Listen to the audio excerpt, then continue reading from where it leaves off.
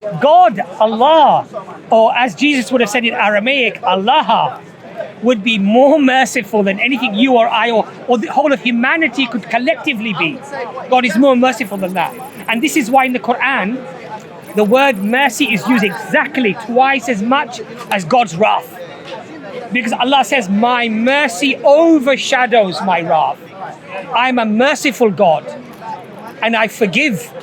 Turn to me and ask me and I will forgive you. This is what Allah tells us.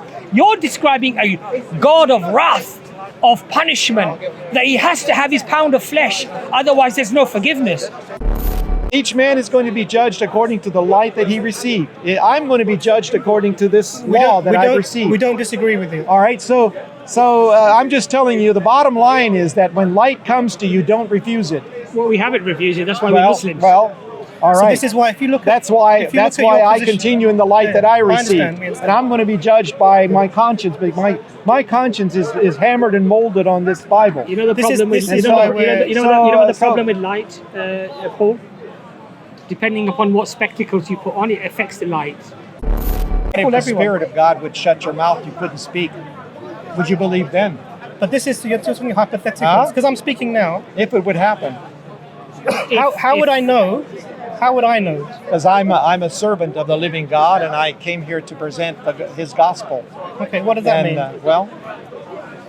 So if you have the Spirit of God in you, and you told the Spirit of God to shut the mouth of Abbas now, me, right?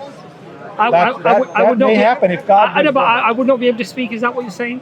That happened. Because many have tried to shut me up. That happened in this. Many have tried, but none of them succeeded. See, the gospel, you're saying this because let me give you the gospel basically in a nutshell. See what you think about that. See if something rings in your spirit, in your heart. The Bible says, I'll just say it, I'll paraphrase it in my own words. Adam was the great federal head of the human family. His sin, therefore, just as in cases in the Old Testament when Achan, for example, when he sinned, his whole family had to die as a consequence to the sin of Achan, the father of that respective family. Okay? Many times that happened in the Old Testament. That was just a type of a shadow, if you want to say, of what happened with Adam. Adam was the great federal father, head of the human family, so his sin was a representative sin. His sin plunged the whole world into sin and separation before God. Now, God had a problem. God waited approximately 4,000 years after Adam. What did he do? He raised up another representative man and gave this man, Jesus, the preeminence over all creation. This is why Jesus is called the firstborn of every creature. Not in time was Jesus born the first time of every creature, but in the Old Testament, there was if a family had a son and he was firstborn in time, usually he had the preeminence over the whole family, and he got a double portion. Okay, the Apostle Paul, knowing the Jewish economy, he used that for Jesus. In the human family, there are two special sons. Adam was firstborn in time, but because he did something that pleased the Heavenly Father, same as I forgot to mention in the Jewish family, if that firstborn son did something that displeased the father had the right to take away that status of firstborn and give it to any son to whom he pleased. Then that son had the status of firstborn. Can I ask one question? In the human family, there are two very important sons. Adam was born the firstborn, and he should have had the double portion, or he should have been honored as the head of the human family, but because he did something now that displeased the Heavenly Father in relation now to the human family, therefore God took away that status of Adam as being firstborn and gave it to a much younger son who was born into the world 4,000 years later after Adam. And now this Jesus has status of firstborn. And the Trinitarian Christians also pervert that understanding and say Jesus was the firstborn in time. No.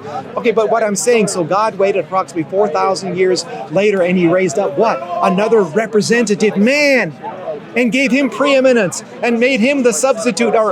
Now, see, this is why the Apostle Paul says, speaking of Adam, who is a figure a figure. In other words, in the way that Adam was the representative of the human family, now God raised up another man, Jesus, and made him to be the representative. So in Jesus is as though God gathered up all humanity, put him back into one man. You're understanding the gospel. Praise God. Yeah, but Paul, think about that. To have a conversation, Paul. We're respectfully Well, listening to you. Respectfully, to have a conversation. Yeah. I know you're very enthusiastic. Because you missed the point. I can often be just as enthusiastic as you, Well- and Dr. Imran has to sort of rein me in a little bit as well. Let's try to address the question, and let's try to address your answer or your question. Okay. All right. I just wanted to ask you, Yeah. who is the most merciful that we know of? God the Father. God the Father Yeah. is more merciful than anything you or I could be, correct? Right. Right. If I wrong you in some way, let's say I took £5 out of your pocket because I was a bit tempted or I was hungry or whatever, and I came to you, I said, Paul, I feel really bad, I feel guilty, I'm repenting for what I did, I took £5 out of your pocket, can you please find it in your heart to forgive me? Would you forgive me, or would you hold me to the punishment, the wrath of Paul? What would you do, Paul? Well, because Jesus is my example. No, what would you do? It doesn't matter who's your Jesus example. is my example. I would forgive you. You would forgive me, right? That's what Jesus called. And Turn what- the other cheek. Right. What would you be adopting by doing that? What was the quality? The that you- example of Jesus. Yeah, but what's the actual quality, the inherent quality? What have you just shown me? The love of God. Mercy. Mercy. Yeah. Mercy. Right. Yeah. And we You're agreed right. that there is none more merciful than the Creator. But now what you're telling us is that the Creator can't forgive you for even something like this, where you have to have an innocent man that has to be crucified for even that sin, and somehow that would make you more merciful than the Creator. And what we're saying as Muslims is that the most merciful is the Creator, and in Islam our concept of forgiveness is that you feel guilty for what you did, you turn to the Creator and sincerely ask for forgiveness, making an intention not to repeat the sin. And what Imran showed you in Ezekiel, it gives you the same formula.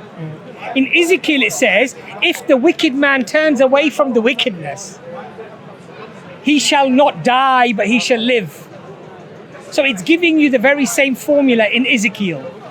It doesn't say, by the way, 1 second, Paul, it doesn't say, but you must believe in the crucifixion and the resurrection and the blood of Christ, otherwise you shall not be forgiven. It says as long as you turn away from the wickedness and you repent to God, that the merciful God will forgive you. What you're telling us, no, God can't do that. God has to punish you, or he has to punish somebody, otherwise there's no forgiveness. I would argue that the Christian keeps telling us about this love of God, this mercy of God. I would say our concept is far more loving and merciful than what you're explaining to us. Well, I think that God is balanced in his righteousness and in his love. So would you be when you forgave me? But I forgave that. That's what I'm commanded to do. Jesus is my example. But you're showing me mercy and you're forgiving me because you're following the merciful example of Jesus, who was merciful to the people. As was Prophet Muhammad, merciful to the people. As was Abraham, merciful to the people. So we're all following the example of the prophets. But what you're saying is, I, Paul, am more merciful than even the Creator could ever be. And I'm saying this is wrong. Because God, Allah, or as Jesus would have said in Aramaic, Allah, would be more merciful than anything you or I or the whole of humanity could collectively be. God is more merciful than that. And this is why in the Quran, the word mercy is used exactly twice as much as God's wrath. Because Allah says, my mercy overshadows my wrath. I'm a merciful God and I forgive. Turn to me and ask me and I will forgive you. This is what Allah tells us. You're describing a God of wrath, of punishment, that he has to have his pound of flesh, otherwise there's no forgiveness. I would say our concept of God is a far more loving and caring God, and especially when Imran just explained to you that Allah has inherently created within us the potential to slip and to sin. And Allah tells us as Muslims, had you not sinned, Yeah. I would have wiped you out and brought a nation that would have sinned. And they would have repented and I would have forgiven them. In other words, God loves this turning back to God. This mercy and forgiveness. This mercy, is this very, forgiveness. Very important. But what you're If you telling remove us, that with the crucifixion, it's very then different. God is not merciful. Very different, Paul. God is not forgiving.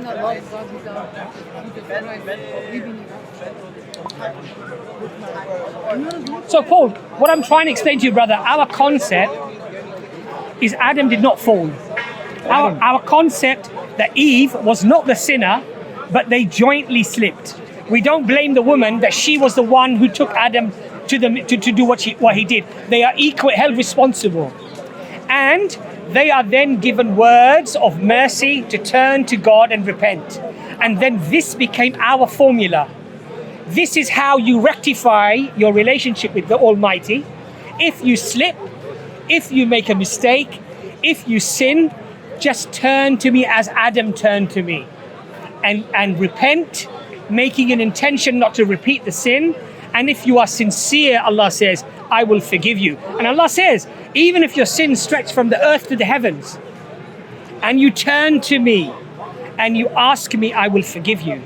And then Allah says, even if you were to return back to that sin, as long as you turn to me with sincerity, I will forgive you. So no this is a cutting off of merciful man. concept. We don't believe God would ever. And this is our remove concept of himself God. from- But people will not have a power to overcome sin unless they receive Jesus Christ. Yeah, but sister, that's your doctrine based upon It's your. the Bible. I understand, sister, but on the Bible, that you and the brother has already admitted that you had ecumenical councils that brought many teachings in. Even your most, let's say, oldest complete Bible in the British Library, the Codex Sinaiticus, it has books, the epistles of Barnabas, okay, which are not in the modern day Bible. But in here, So what I'm trying to say to you, my sister, is Yeah, I that understand. you don't have a text that actually is preserved from the time of Jesus. So many things that the brother is quoting, Jesus might have said them, or he might not have the said thing is, them. we are quoting from your Quran. It's the same concept. No, sister, it isn't, my sister, because if you study the Quran and you study the preservation of the Quran, it affirms what the prophets before said. So Abraham said, how did he say rectify yourself with God? Repent, turn to God, So you're telling and as me long that as you do that, you'll Isaiah, be forgiven. excuse me. Ezekiel. No, Isaiah. no, in Ezekiel it says. No, but No, but read the verse. I'm What's not- the verse in Ezekiel? You're telling me that 18:18. Isaiah, this was all just out of Isaiah's own belly. No, sister, I'm saying. Isaiah 53. Sister, brother, sorry, I'm saying in Ezekiel, it gives you the very formula of how you attain the correctness of the salvation of God. It says, as long as the wicked man turns away from his sin, he will not die, but he will live. And what I'm trying to say to you, my brother, is that this is the same concept that all of the prophets of Allah they taught, which is that you turn to Allah, you turn to God, and He's a merciful God, and you make an intention not to repeat the sin. And as long as you are sincere, Allah will forgive you. And I would say to you, brother Paul, that this is a far more merciful God, more merciful than your parents, who would also forgive you for doing things that were wrong, more merciful than you if I had wronged Do you know the Lord's Prayer, Paul? Yeah. What does it say about see, this? See, What about Paul, the- I can be very charismatic. I'm just joking What's with the you. formula? So, what's the formula in the Lord's Prayer for forgiving sin? Our Lord, forgive our sin, As we forgive our debtors. as those who sin. We That's forgive those who sin against against us. How do we forgive people? Just as you forgave his £5. By the way, I didn't take that £5. So Don't ask for it back. even in the Lord's Prayer, we have the same concept. The forgiveness of God to us is the same way we show mercy to those around us. You would never say, "Oh, Abbas, you've taken my £5. Let me kill my son to pay for that," or demand the money from your son. You would not do that because you know it's unjust. And the Lord's Prayer is commanding you to act. The God acts in forgiving your sin in the same way that we act in the forgiving We of sin forgive to those sin against us. And that's really the I'm. See, brother Paul, You cannot- you're very close to Islam in many ways. Honestly, You're away from the Trinity. You're away from I the cannot, Trinity. You're away from the Trinity, which is in Islam in the Quran. It says, "Do not say three." Allah says, "Desist." Right. and it is better for you. And Allah says, it is beyond the majesty of your Lord to beget a child. So in many ways, Paul, you're very close to our teachings. But this concept, Paul, that you have to believe in this sacrifice is something that Allah is telling you, I'm a merciful God. Turn to me and beg me for forgiveness. What do you do with Isaiah 53? Well, did Jesus actually say that? That's the problem. No, this is Isaiah. Well, one of the prophets. did he actually say that? Or is that text being interpolated or added afterwards? Because as you know, Paul, most biblical critics and experts, not just Bart Ehrman, by the way, who's no longer a Christian, even Christian academics agree that we don't know exactly what the words were, and many embellishments and changes of the scriptures have been made. So we have to be very careful. We have to be very careful when we quote. The bottom line is, the Bible indicates that God has shown the light, His light, unto every man that is born into this world. How in what way? Sorry. All right, I'll show you. No, I'm just saying, in what way has he given Well, like, has he given in that God hath raised Christ from the dead. Okay, so that's in that sense. But the Muslims, of course, they deny that. But Yeah, because Allah says in the Quran that I'll show you the they did not scripture kill that him, nor did they crucify him. This This is what the Quran says. Neither did they kill him or crucify him, but we raised him to us, basically. So we believe that, as Jesus said, that when he requests God to save him, All right. when he requests God to save him, it tells us in the Bible. By the way, I don't know if those are the words of God, but it says that his prayer was heard. And what that means is he was asking to be relieved from this potential crucifixion, and his words were heard. Therefore, he was saved from the crucifixion. This is what we don't believe. Well, that. that's what the Bible says. But obviously, we don't know. No, that's what the Bible says. Oh. The Bible says he asked God that his cup be lifted, and his prayer his prayer was heard. That's what it says. His prayer was heard, and Yeah. in that the Father strengthened him to go ahead with it. No. When you say that, when you say your prayer is heard, what that means is it's been answered. To bring this to a conclusion. Yes. All right. Whose words are these now? No, this is John. Is that John's words? Okay, here. That was the true light. This is what I want to show you. Which lighteth every man that cometh into the world. Here are two men that came into the world. All right. Who's that talking about? Now, you and I are all going to come before the judgment one day. Yeah. Do you believe that? Yes. Yes. All right, and God is going to be a just man, and He's going to Not judge man, you. not man. God is just, going yeah. to just judge. Yeah. Excuse me. Yes. All right, so if you really believe in all your heart what you're saying is true, Yes. have no doubt, Yes. then God is going to judge you like Paul the Apostle said, for when the Gentiles which have not the law do by nature the things contained in the law, these having not the law are a law unto themselves, which which show the work of something. And then he ends up So saying, how will in God judge you? by the light that He's given you. Yeah, so how will God judge you on the day of judgment? Let me ask By you. the light that He's given me. How will he I judge believe I have a higher light than you do. All Okay. right. You believe you have a higher light than I do. All right. Well, I believe- So God is going to judge you according to that light that you've received. But just keep this in mind. If light comes to you, don't reject it. What do you mean by light? Sorry. Further knowledge. We're talking about spiritual things. Light. So will God judge you for your actions? Absolutely. So actions are one thing. Yeah. Would God judge you But for also the light that you receive. If you're walking in that light, will God judge you for your intentions? He can, sure. Right. So sure. so your intentions and your actions are also going to be judged, correct? Yeah. Right. Yeah. So what was the reason for the blood of Christ? What was the reason for the blood of Christ if you're going to be judged in the hereafter? Here's what I want to show you. For when the Gentiles, you and I are Gentiles, which have not the law, but you have access to the law, but you're not using it. I'm you very, have access I'm very to this gentle. law. I'm very gentle. Okay. I don't know if I'm gentle. For when the Gentiles, which have not the law, do by nature the things contained in the law, these having not the law are a law unto themselves, which show the work of the law written in their hearts, their conscience also bearing witness, and their thoughts, the meanwhile accusing or else excusing one another. In the day when God shall judge the secrets of men by Jesus Christ, according to my gospel. That's like the heathen who live in the jungle, who are living the best way that they know how. And when somebody does something bad against them, they kind of wink at that and excuse that. That's how they will be judged by Almighty God. See? So each man is going to be judged according to the light that he received. I'm going to be judged according to this law that I've received. We don't disagree with you. All right, so I'm just telling you, the bottom line is that when light comes to you, don't refuse it. Well, we haven't refused it. That's why we're Muslims. Well, all right. So this is why, if you look at that's why I continue in the light that I received, understand. and I'm going to be judged by my conscience. But my conscience is hammered and molded on this Bible. You know the This is- problem with this is you know why what we're- the problem with light, Paul. Depending upon what spectacles you put on, it affects the light.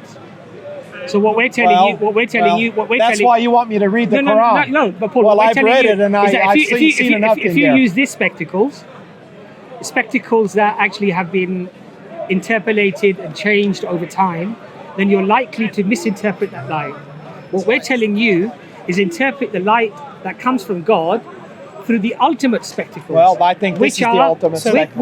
Which has not been embellished and changed I over think time. this is the ultimate spectacle. And to confirm that it hasn't been embellished and changed, we find a consistent message from all of the prophets, which seems to very much clearly resonate with the same message that Prophet Muhammad, peace be upon him, gave, which Jesus himself gave, which was the first Shama. Which Bible? Which was the first Shama, by the way. The Heir of Israel, your Lord, your God is one God. Which you don't worship anything in the heavens or the earth except for that one God. And this is the same message that comes in the Quran. So I would say be careful of what light you look at, and in particular, what spectacles you put on before you look at that light. That's good advice. Let me just ask you this, out of all due respect. Which book do you read to learn about the prophets? Isaiah, Jeremiah, Ezekiel, Daniel, Moses, all these. Which book do you read to find out about what they spoke? A wise man. A wise man. The Quran. Yeah, but a wise man looks at the best source to get the best information. But the Quran, let me just finish. Let me just finish. A wise man looks at the best source to get the best information, to get the most accurate information that he can. Now, if you can establish through evidence, through your own scholarship, that the message that you're using has been embellished and corrupted over time, I would say it is unwise to use that as your authority. And if, on the other hand, the Muslim is claiming that he has a revelation that has not been embellished and not been changed, and here, Paul, are the evidences to support that claim, and you can establish that evidence to be strong, then it would be wise to follow that information, and not the one that's been embellished. Maybe God is going to bring about signs and wonders like He did to the first early church. Then what are you going to do?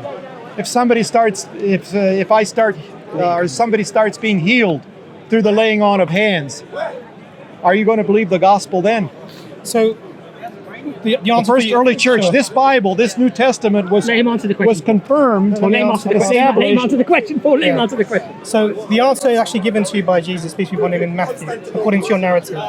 That on that day, many will come to me saying, Lord, Lord, in your name we did great wonders and signs, and we cast out devils in your name. So these are Christians. Healings, like the first early church. Are you still going to consist? Hear the response. So I'm telling you, this is the question you're asking me. Jesus will say to the 6 people who are doing this, get away from me, I never knew you. Followers of the Lord. Hear the thing.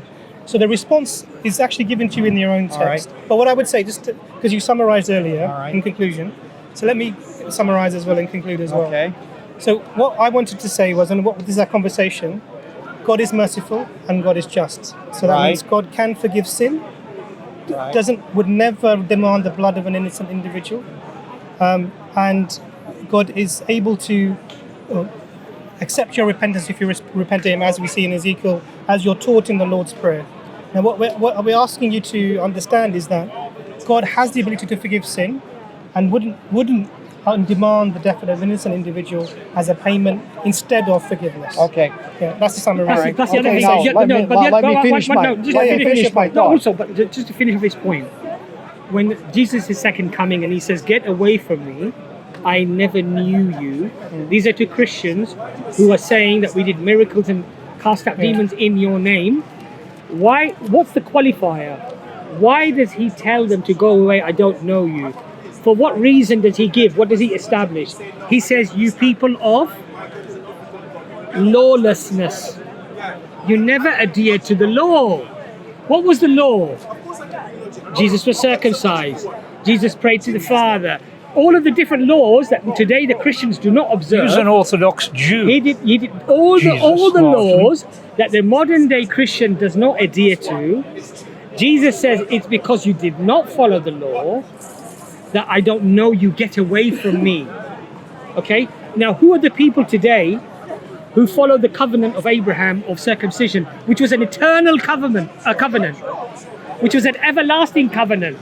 The only people that you find in bulk who still stick to the Noahide laws are the Muslims. And so, I would argue that Muslims are following the teachings of Jesus closely rather than the Christians of today. That we still follow the very laws that Jesus himself followed, not the eating the swine, being circumcised. And those were, by the way, laws. Jesus said this was, Abraham said this was a covenant, an eternal covenant. And in fact, the Bible says that God will raise a people, the ones who will praise Abraham, who are the only non-Christian, non-Jewish nation today that praise Abraham, the Muslims. All right. So what are you going to do when signs and wonders start to happen? But you're not answering my question. No, let's answer it. So we, in the same way that we don't... So you're going to say that that's of Satan. In the first early church, this New Testament Bible was confirmed by signs and wonders. You can't ask me a question and answer signs yourself. and wonders. There's people raised from the dead, You can't answer so my forth. question. That might happen again. Then what are you guys going to do? Then what are you guys going to do? But you asked the question You know, and you when answered people it. opposed the Apostle Paul, Paul, some of them, their wait. mouths were shut. They Paul, couldn't let speak him answer the anymore. question. That didn't happen Paul, let again. him answer Are the you going to question. say that's of Satan too? Let him answer the question. Okay. So we have a different concept about the purpose of miracles. Okay. So we understand that the miracles were used by the prophets as a sign of their veracity. So when they came, that was a sign of their veracity. Anyone who comes after the prophets have given the revelation, and the revelation is the last message that we're going to receive. Anyone else who comes, they can bring any magic or miracles that they want to call it that they want to. That's not a criteria for us to accept them as someone from God. There's more to it than that. So we will not be fooled by the people who, like the Antichrist. He'll have powers that are going to befall What if the everyone. Spirit of God would shut your mouth, you couldn't speak? Would you believe then? But this is, you're talking hypotheticals, because I'm speaking now. If it would happen. How would I know? How would I know? Because I'm a servant of the living God, and I came here to present His gospel. Okay, what does that mean? So if you God can do that. if you have the Spirit of God in you, and you told the Spirit of God to shut the mouth of Abbas now, me, right? That may happen if God. I would not be able to speak. Is that what you're saying? That happened. Because many have tried to shut me up. That happened in this. Many have tried, but none of What them that would mean to me is that the revelation itself is not sufficient to clarify for us the truth. Because what the thing that's going to convince me is something I appreciate extra biblical. your how can I say your kindness toward me, and your we do it out of civility. We do it out of empathy. But you go to Iran, Muslim country, and then you try to. I would go to prison. I would say go to Serbia and try and preach Islam. Go to Texas. Go to Poland. Wait, Poland go to Texas and start preaching Islam. Yeah. You may have targets. Those are probably. Well, the police would. They may be Trinitarian Christians. I agree. Support your support. Yeah, but they probably struggle to support me in Texas. No. Well, Paul, one of the things the police would support you. The U.S. government would support you. Just to make things clear. But if I do this in an Islam country that is fully Paul, what does that have to do with what does that have to do with our conversation? Because here in the West, you're using the freedom that we have to promulgate this conversation Islam. now. But once Islam is the majority, then all the other people become second-class citizens. They're no longer freedom. Does history show that? Yes. You know, there's a very you study all the countries. Paul, hold on. You know the golden age of Jewry? So right now, yes, you are very, very Paul, you made a claim. Paul, you kind to me and so forth. Paul, you made a claim. Which whether you're doing that out of your own heart, that's, Paul, you made a claim. God knows. Paul, with all due respect, do you know that the golden age of Jewry, of Judaism, and literature and thought and writings, do you know when that was? Spain. Yeah, according to Jews. Probably in, according to the Jews. Greeks, under, according to the Plato Jews. and, No, it wasn't. You know when it was? In Andalus, in Spain, while the Muslims were ruling. And do you know the people that persecuted the Jews and the territories that they had to run into Muslim territories? They were the Christian territories. So what you're doing now, Paul, is you're rewriting history. Am I? Of course. Professor Weisenstein, I think that's his What's name. your name? Probably Weisenstein. Huh? Paul. Paul, my name. Professor what? Oh, sorry. Are we? Is that more important? It is. So Paul, Professor Okay. Weisenstein. He's just, Weisenstein. huh? What have I said? Westerstein. I'm sorry. Westerstein. Yeah, he's a Jewish academic. And in the Jewish Chronicle, in the Jewish newspaper here, he wrote a very interesting article. The golden age of Jewry was in Islamic territories. And throughout history, there were incidents, no doubt, where some Muslims may have behaved badly towards others. But as a whole, history vindicates our position as how we interacted with the Jews and, by the way, with the Christians, because the Christians of Andalus also left to Morocco and North Africa when the King Ferdinand and Isabella, the Christians came into Portugal and Spain. Killed everyone. They ran from those territories to go to Muslim territories. So what you're doing, Paul, with all due respect, my brother, is a great disservice to over 1,200 years of Islamic history that has lived in peace and in harmony as a whole. I'm not saying in every aspect. And the Christian history, quite frankly, to what they did to the Jews and to their fellow Christians, is catalogued with such clarity that I find it quite upsetting that a man of your intelligence and integrity, who's come here to speak about God and justice and fairness, would make such an assertion about Muslims and Islam. Actually, from a historical point you're of view. wrong about Spain. It was Poland, was the El Judeo Paradiso. Poland, Lithuania. That's where the Jews flourished. Well, that's not what Professor in Wisterstein said. This is a Jewish professor. Yeah, well, who's you know, no, but okay, but that's all just due a claim, respect, he's just it's a making a claim. claim. Poland Anyway, was the but Paul, Yeah. let him Jewish come back in paradise. there. So it was lovely talking to you. Yeah. Okay, so our issues were, we agree with you that the Trinity is from pagan sources and that God is not three in one, but only the Father is the true God. We believe in Jesus, peace be upon him, as the Messiah, the Yes. born of a virgin, Yes. did great miracles with God's permission. Yes. We believe he came to guide his people back to worshipping God alone with our partners. We discussed the nature of man, the fall of man. We described how our mechanism of salvation differs. We believe that God can forgive sin and is merciful. And you believe in the only way that the sin can be removed is by the shedding of blood. And you talked about the crucifixion. So this is where our differences lie. I would say that from my perspective as a Muslim, looking in on what you describe as your theology, the concept of God you hold for me is problematic in that there is no ability to forgive sin. There has to be a punishment, and for me that's a big gap.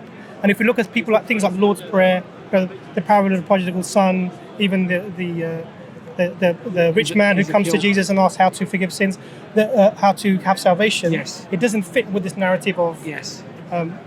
wait for the blood to Yes. be shed and then you'll be forgiven. Yes.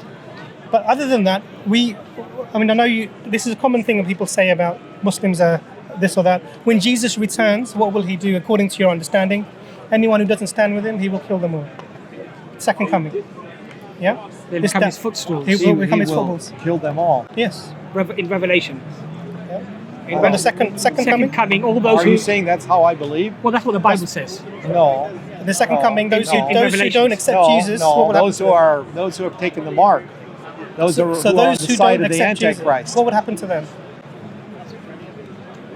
If there's a millennial reign, there has to be a people there in order for him to reign over. Sure. So those All that right, follow so him not are fine. everybody. So Not everyone. there's not But the just going to people be that two do- classes of Sure. people. But the people that There's don't follow gonna- him, what there's happens? there's a class of people are watching and waiting for him, who are going to be with him.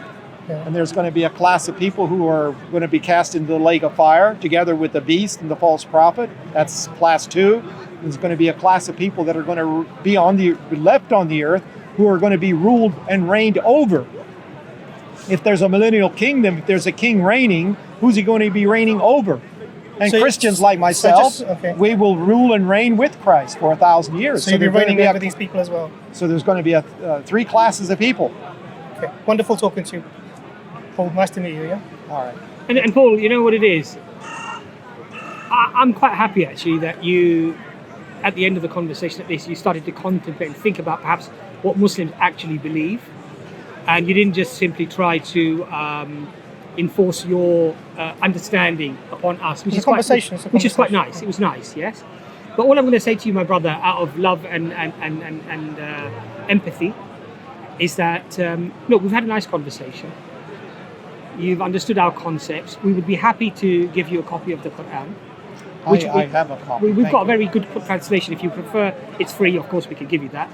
We'll also give you our contact details.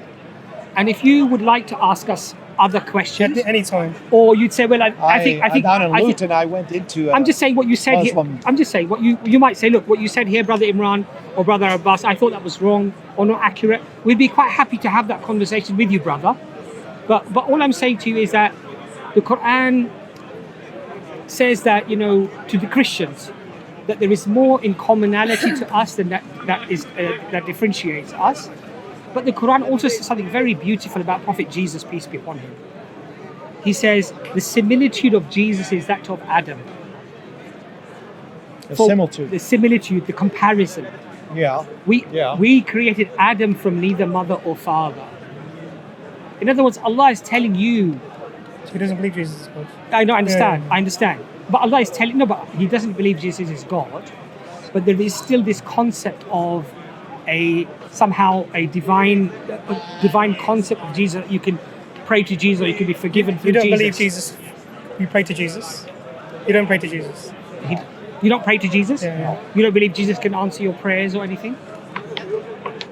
Well, Jesus taught us how to pray. No, I'm saying- And he said, when you pray, Pray say, to the Our Father." Father, Yeah. which art Okay, in so heaven. you pray to the Father. No, Which but is what- actually- I'm not saying that that there's, if I'm in an emergency or something, I might cry out, Jesus, help me, something Right. like that. But Okay, so we it's would- not, I make a distinction between Jesus. I understand. Jesus is at the right hand of God the Father. He has all power in heaven and earth. Yes.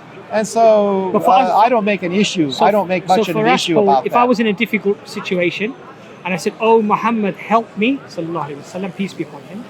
In Islam, this would be considered idolatry, because only the Father, The God. God Almighty, has all power, all dominion, and everything is Yeah. in His control. Yeah. So we are not permitted to pray to anything that God created or He sent, or anything other than the Creator So- it Himself, right? So this is the distinction between us, perhaps, you know. Well, Jesus- But what Allah says is that just as Adam was a prophet of God, a creation of God, a miracle of God, Jesus is equally like a creation of God, a miracle of God.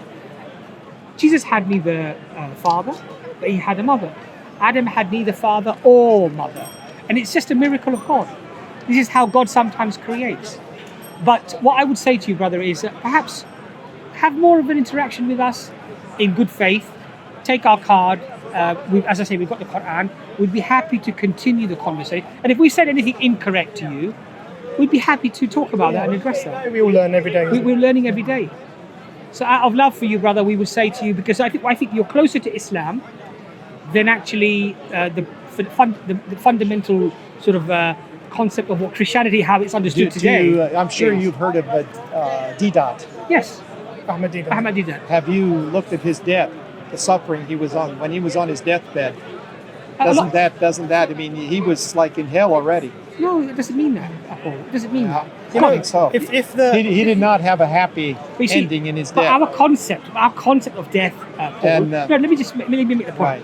Our concept of death is that the difficulty of the ease of death is not necessarily correlated to whether you're a good or a bad person. Some very good people, very good people who are churchgoers, who are Christian, who maybe believe similarly to you believe, may have a 10-year spell of cancer. I'll tell you what I think. think. No, but hold on a second. He knew too much. But Paul, 1 second. Yeah. They may have a 10-year spell of cancer. They may have. I don't think he died from cancer or anything. I'm just giving you an example. That they may go through a very difficult death. Does that automatically mean that they're a bad person? That they were a sinner? This is why they've gone through that? Because we believe our concept is that Allah can give you a difficulty to either forgive your sins or to elevate your position in the hereafter. I think he was tasting already the pains of hell. Well, Yeah, but this and is God your allowed opinion, this to isn't be it? for But the now you're Muslim judging. people Now, to see. now you're He did judging not what have God a- did. You're judging God's. Well, now you're judging what God did. I think that's by the Spirit of But God I in me.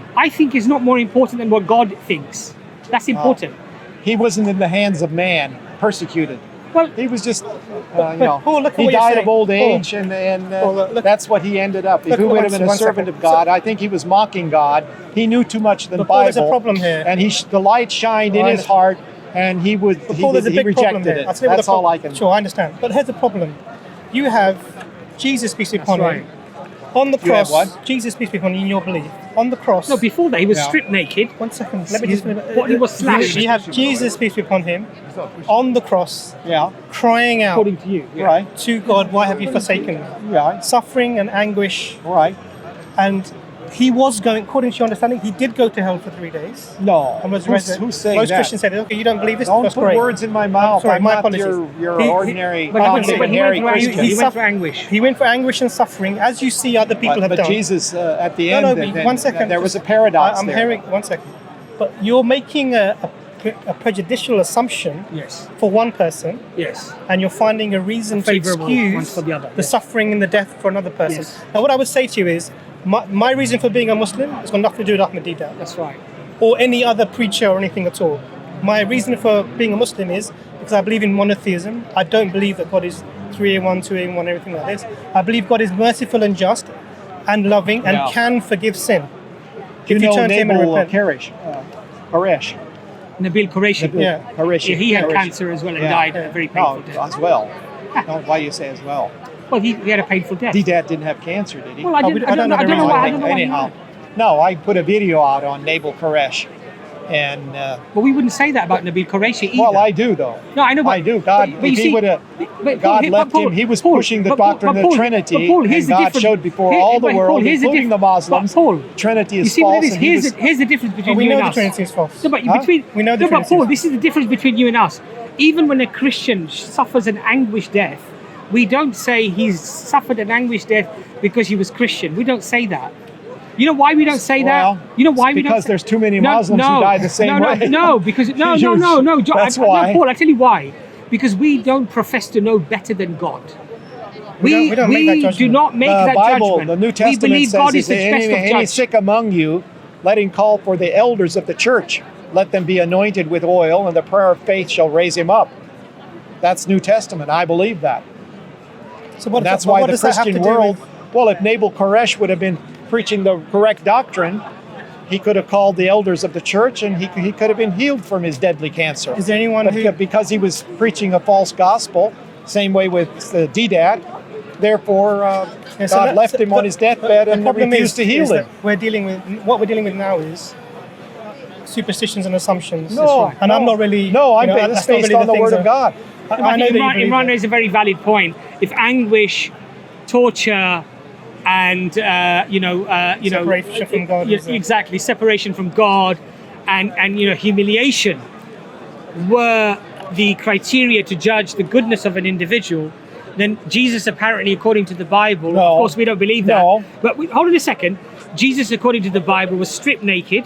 This is a humiliation. That was for our sake. And he was cursed for and he our was and sake. cursed unjustly. and he was whipped and his flesh was hanging from his Yeah, bones. all that for and me. then apparently That's why I hold love on- him and gave hold my on- life hold on to a him. second, hold on a second.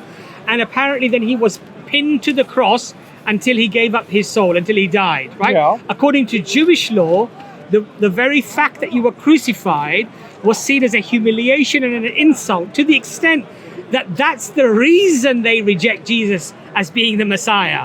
And you're saying that anguish somehow is okay, but if somebody else suffers anguish, then it's because they're a bad person and that's why they're going through that. No, and I'm saying that you're arbitrarily assessing two situations that are almost identical in suffering and pain, and attributing your own analysis to them based upon your own beliefs. I would say that's unjust. Since you mentioned that, now you guys have done a lot of talking, so look at this.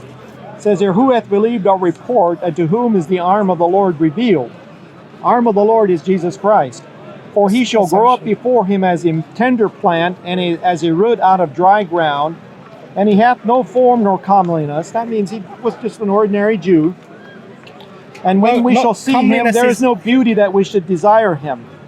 He is despised and rejected of men. That's exactly the case. A man of sorrows and acquainted with grief, and we hid, as it were, our faces from him. He was despised, and we esteemed him not. Sure, now watch this. Surely he hath borne our griefs and carried our sorrows, yet we did esteem him stricken, smitten of God, and afflicted. Hey, if you're the Son of God, come down from the cross. Exact't what Isaiah said would happen. That's what happened. Well, mocked. According to he was bruised for our iniquities, the chastisement of our peace. Isaiah, your prophet, is saying this. No. Yes. No. And with his stripes we are healed. That's what your All Bible we like says. sheep have gone astray. So you're saying that this was forged also. I'm saying That's how the Muslim is formed. I'm saying that you have no way of Goes on knowing. and says he was oppressed and he was afflicted, yet he opened not his mouth. He is brought as a lamb to the slaughter, and as a sheep before her shears is dumb, so he opened not his mouth.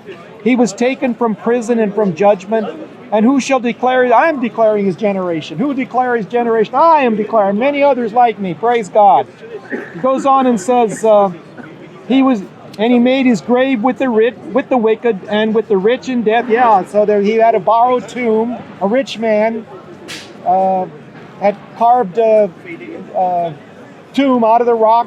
That's where they laid Jesus, exactly according to the prophecy of him Isaiah. suffering all of that, did that make him not holy and good? Then it says, for he was cut. That's exactly my point. He was holy and good, so he was God's servant. Yeah. Isaiah saw that hundreds of years before. That's your prophet, man. That's your prophet. Somebody believe your prophet. So somebody who goes through punishment in this world and anguish death doesn't mean that he's not holy or good. It says, correct? yet it pleased the Lord. Yet it pleased the Lord to bruise him. Somebody who goes through anguish he hath put in him death. to grief. Now watch what it says. When thou shalt make his soul an offering for sin.